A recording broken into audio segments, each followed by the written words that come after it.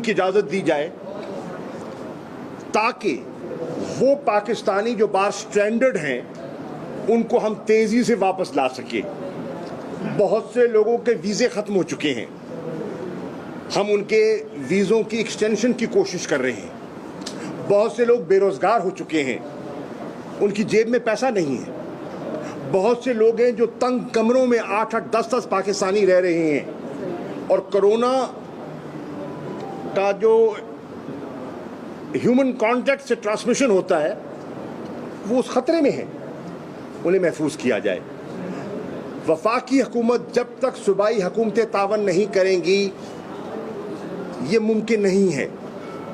ہم نے کوشش کر کے اسلام آباد کے بعد لاہور، ملتان، فیصل آباد، پشاور، کراچی کے ایئرپورٹس کو کھلوایا۔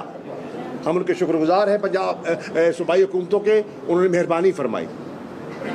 لیکن آج بھی وہ اپنی کیپیسٹی میں اضافہ کریں تاکہ ہم زیادہ پاکستانیوں کو جلد از جلد واپس لا سکیں۔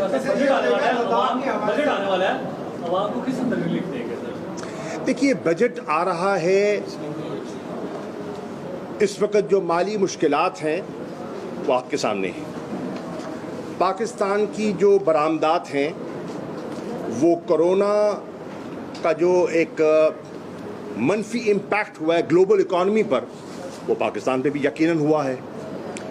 ہماری جو ایکسپورٹس ہیں وہ گری ہیں، ہماری جو ریمیٹنسز ہیں وہ گری ہیں، ہمارے جو باہر لوگوں کے روزگار کے مواقع تھے وہ سکڑے ہیں۔ یقیناً ہمارے بجٹ پہ بھی اس کا بوجھ پڑے گا۔ ہماری حکومت کی کوشش ہے کہ ہم ان مالی مشکلات کو سامنے رکھتے ہوئے جو اس ملک کا متوسط اور غربت کی لکیر کے نیچے رہنے والا طبقہ ہے ان کے لیے جو رعایت ہم دے سکتے ہیں ہمیں دینی چاہیے۔ ہم نے احساس پروگرام کے ذریعے 1,20,00,000 کنبوں کو 144 ارب روپیہ شفاف طریقے سے تقسیم کیا۔ ہم نے وزیر اعظم نے اپنے پورٹل کے ذریعے درخواستیں طلب کی ہیں ان بے روزگاروں کی جو کرونا کی وجہ سے بے روزگار ہوئے ہیں، تاکہ ان کو بھی کیش اسسٹنس دی جا سکے۔ اور ہم بجٹ میں بھی کوشش کر رہے ہیں، بجٹ سے پہلے بھی کوشش کی ہے اور بجٹ میں بھی کوشش کریں گے کہ جو ریلیف ہو سکتا ہے لوگوں پہ بوجھ میں اضافہ نہ ہو۔ پیٹرول کی قیمت کم کی، ڈیزل کی قیمت کم کی، جو بجلی کے بل ہیں ان کو مؤخر کیا، ان کو سٹیگر کیا، اور انشاءاللہ مزید پیکیجز دیے، کنسٹرکشن کا پیکیج دیا۔ ایگریکلچر کے لیے ہم کوشش کر رہے ہیں کہ پیکیج آئے تو کہ اکانومی کو جسے کہتے ہیں نا اسٹیمولس دیا۔ 1.2 ٹریلین روپیز کا پاکستان کی تاریخ کا سب سے بڑا اسٹیمولس اکنامک پیکیج دیا۔ تو انشاءاللہ بجٹ میں بھی جو وسائل اجازت دیں گے حتی الوسع کوشش کریں گے۔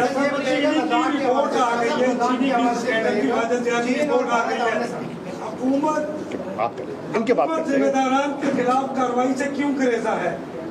پہلی بات میں سمجھ گیا ہوں، پہلی بات حکومت گریزان نہیں ہے۔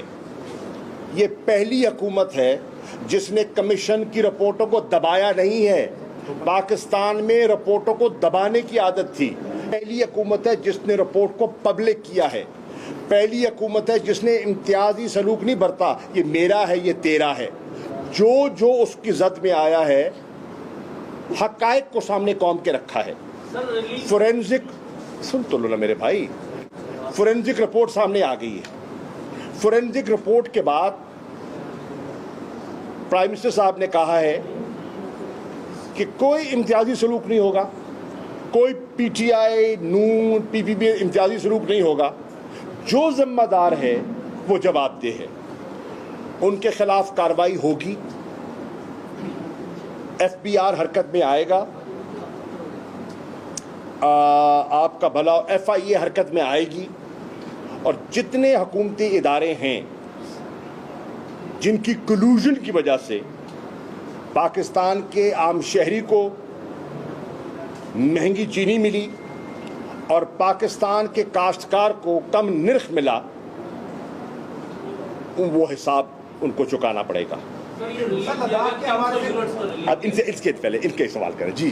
سر چین اور بھارت آمنے سامنے لداخ کے حوالے سے سی پیک کا متاثر کرنے کے لیے سازش ہے بھارت کی کیا دونوں ایٹمی پہلی بات میں عرض کر دوں, سی پیک انشاءاللہ محفوظ ہے.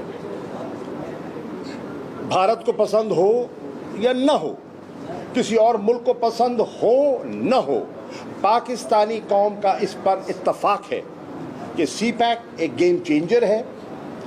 ہم نے اس فلیگ شپ پروجیکٹ کو پایا تکمیل تک پہنچانا ہے. اس پہ ایک نیشنل کنسنسس ہے, ہر پولیٹیکل پارٹی چاہے حکومت ہے یا اپوزیشن ہے اس پر متفق ہے. نمبر 1.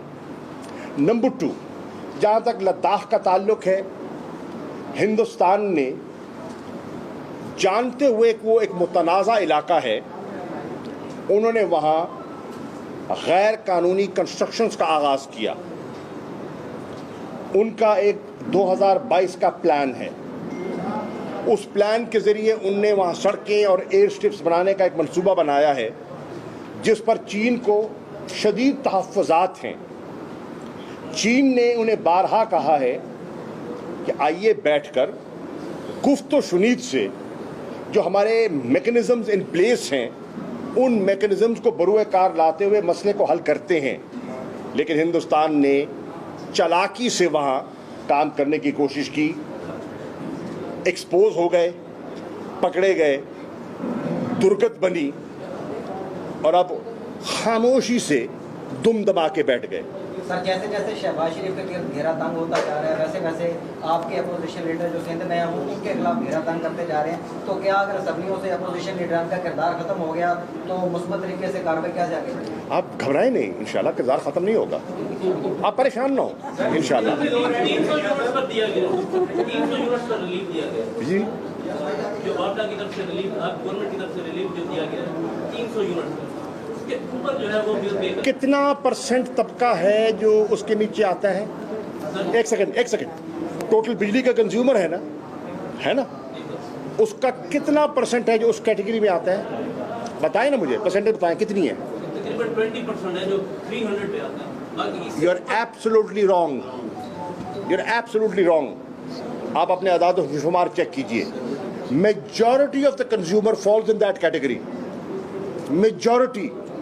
بھائی جان ذرا تھوڑی تحقیق کر لیں, آپ تحقیق کر لیں, آپ فگرز آپ کے سامنے آ جائیں گے, واپڈا سے پوچھ لیں. کرونا وبا نے پوری دنیا کو اپنی لپیٹ میں لے رکھا ہے. پاکستان میں حکومت اور اپوزیشن کے درمیان کوئی ہم آہنگی نہیں آ رہی اس پر کہ یکجا ہو کر اس کا مقابلہ کیا جائے. اس پر بھی حکومت ہم آج بھی نہیں, کوئی پولیٹیکل پوائنٹ سکورنگ ہمارا ارادہ نہیں ہے. اپوزیشن نے تقاضا کیا کہ کرونا پر اسمبلی کا اجلاس بلایا جائے.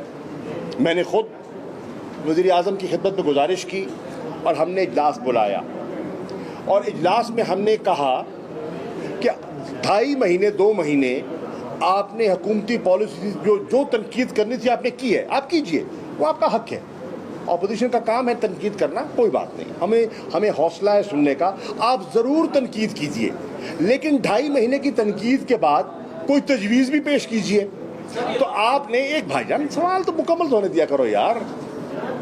کہاں سے تعلق ہے آپ کا؟ ملتان سے تو ہے, کس رائل سے؟ تو رائل ہاتھ ذرا کام کر دے رہے یار, ہاتھ ہولا کر دے بھائی جان. اچھا, تو میں عرض کر رہا ہوں کہ ہم نے کہا کہ تنقید تو آپ نے کر دی, کوئی تجویز بھی دے دو نا, تجویز دیں, تنقید ضرور کریں. وہ ٹاک شوز موجود ہیں, الیکٹرانک میڈیا موجود ہے, پریس کانفرنس روز کریں. اگر آپ کو اس سے تسلی ہوتی ہے روز آپ تنقید کریں, لیکن اسمبلی میں کھڑے کے کوئی تجویز تو لائیں. ایک تجویز نہیں لے کر آئے, ایک تجویز. ہم نے ان کے ساتھ ہم نے فورمز بنائے ہیں. نیشنل کوآرڈینیشن کمیٹی کا فورم ہے, اس میں سب کو نمائندگی دی گئی ہے. پیپلز پارٹی اس میں ہے, نون لیگ اس میں ہے, پی ٹی آئی اس میں ہے, سب اس میں, سب ادارے اس میں ہیں.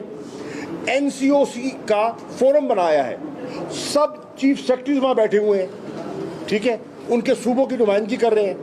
آپ کے پاس تجاویز ہے, آپ لے کر آئیں. وزیر اعظم ہر آپ کی جائز تجویز کو اہمیت دیں گے, لیکن صرف آپ तनकीद तनकीद ना खेलें ना, तजवीज़ भी खेलें। ये बताइएगा अब जो क्रेडिट जा रहे हैं, मोटरवे हो गया, एटमी धमाके हो गया, अब सी पैक का भी कहते हैं क्रेडिट हो जाते हैं, क्रेडिट कब खत्म होगा, किस तरह खत्म होगा? हर कोई कहते हैं यार क्रेडिट हमें जाए। या देखिए, वो सियासत है भैया, वो हर कोई करता है। पहली बात ये है, एटमी धक्का, अभी आपने यौम तकबीर मनाया 28, पूरी कौम को मुबारक हो।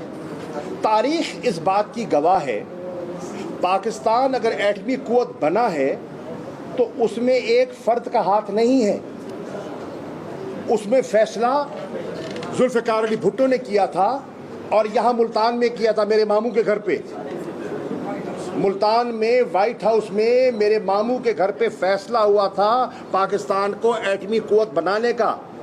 जो डॉक्टर कदीर खान साहब हयात हैं उनसे पूछ लीजिए, मुल्तान को ये शर्फ हासिल है, यहाँ ये फैसला हुआ था।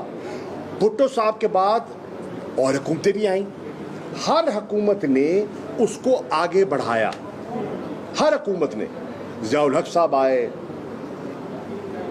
जुनेजो साहब आए, नवाज शरीफ साहब आए, जितनी हुकूमतें भी आईं उन्होंने उसको आगे बढ़ाया। अफवाज पाकिस्तान ने उसकी हिफाजत की और सब ने मिलकर ये कामयाबी हासिल की। क्रेडिट किसको जाता है? क्रेडिट पूरी कौम को जाता है, पाकिस्तान के साइंसदानों को जाता है, अफवाज पाकिस्तान को जाता है। Thank you. वज़ीर ख़ारजा शाह महमूद कुरैशी मुल्तान में मीडिया से गुफ्तगू कर रहे थे और उनका कहना यह था कि हम पाकिस्तान में अक़लियती बरादरी का एहतराम करते हैं, जबकि भारत में अक़लियती बरादरी को उनकी हुकूक हासिल नहीं है। भारतीय मीडिया ने मुस्लिम अक़लियती बरादरी की हुकूक की पामाली पर खामोशी इख्तियार किए रखी। शामिल करते हैं दीगर खबरें। सिंध में इस साल कोई स्पेशल इम्तिहान नहीं होगा। वजीर तालीम सिंध सईद गनी का कहना है कि 10वीं और 12वीं जमात के तलबा को 3% इजाफी नंबरों से पास किया जाएगा। 9वीं से 10वीं जमात में जाने वाले तलबा बगैर नंबरों के प्रमोट